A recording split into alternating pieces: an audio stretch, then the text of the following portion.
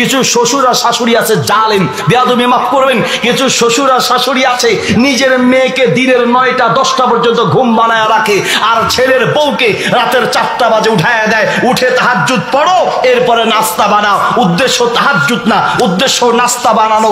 নিজের মেয়েকে ফজরের নামাজের কথাও বলে না, ছেলের বউকে তাহাজ্জুদের সময় উঠায় দেয়। কিয়ামতের মাঠে আপনাকে আসামির কাঠগড়ায় দাঁড়াতে হবে, ঠিক কিনা? আর আপনারা জামাইরা সংসার কেমনে চালাইতে হয় কোরআন থেকে শিখতে হয়, কিভাবে পরিবার চালাতে হয় কোরআন থেকে শিখতে হয়। মা বাবা বললেই যাইয়া বউয়ের উপরে মাইর শুরু করবেন, বউকে পিটানো শুরু করবেন, নির্যাতন করবেন, ইসলাম এই সুযোগও দেয় নাই। হ্যাঁ, বউয়ের পক্ষপাতিত্ব করে মা বাবার সাথে খারাপ আচরণ করা যাবে না তাই বলে বউয়ের উপরে নির্যাতন করবেন, ইসলাম এই সুযোগও দেয় নাই। ইনসাফ আপনাকে করতে হবে। সৌদি আরবে এক যুবক বিয়ে করে এক আলেমের কাছে গেলেন, গিয়ে বলছেন ইন্নী তাজাওয়াজতু শাইখানা, শেখ আমি বিয়ে করেছি, আমার সংসারটা সুখের হবে কিভাবে, আমাকে একটু উপদেশ দেন। 1 নাম্বার উপদেশ দিলেন, শোনো, তুমি তোমার বউকে দিয়ে শান্তি পেতে হলে তোমার ঘরে ইসলাম ঢুকাও, তোমার ঘরে দিন ঢুকাও, তোমার ঘরে আল্লাহর কোরআন দাও, তোমার ঘরে নবীর হাদিস দাও। তোমার মা বাবা, তোমার ওয়াইফ, তোমার বাচ্চা এবং তুমি নিজে পরিবারের মধ্যে যেই ঘরে দিন থাকবে, ইসলাম থাকবে, সেই ঘরে আল্লাহর রহমত আর বরকত আর শান্তি থাকবে, ঠিক কিনা?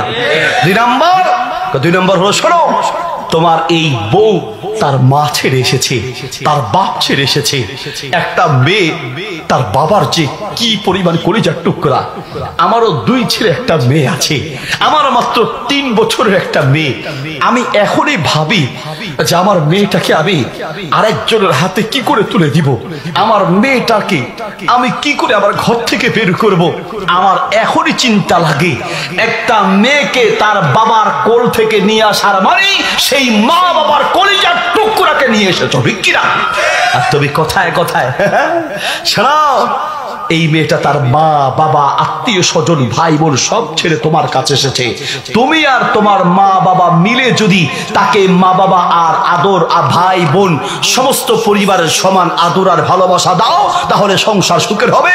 আর না হয় মেয়েদের চক্রান্ত বড় কঠিন, এই মেয়ে তোমার পরিবারকে ভেঙে টুকরো টুকরো করে দিবে, ঠিক কিনা? বউ ঠিক করতে হয় কিভাবে, ইসলাম থেকে শিখতে হয়। মা দরাবা রাসূলুল্লাহি লা ইমরাতান ওয়ালা খাদিমান, নবী সাল্লাল্লাহু আলাইহি ওয়াসাল্লাম তার জিন্দেগিতে কোনোদিন বউয়ের গায়ে হাত তুলেন নাই। রাসূল সাল্লাল্লাহু আলাইহি ওয়াসাল্লাম জিন্দেগিতে কোনোদিন বউ পিটান নাই। বউ পিটাইয়া ঠিক করা যায় না, বউ বুঝাইয়া ঠিক করতে হয়, ঠিক কিনা?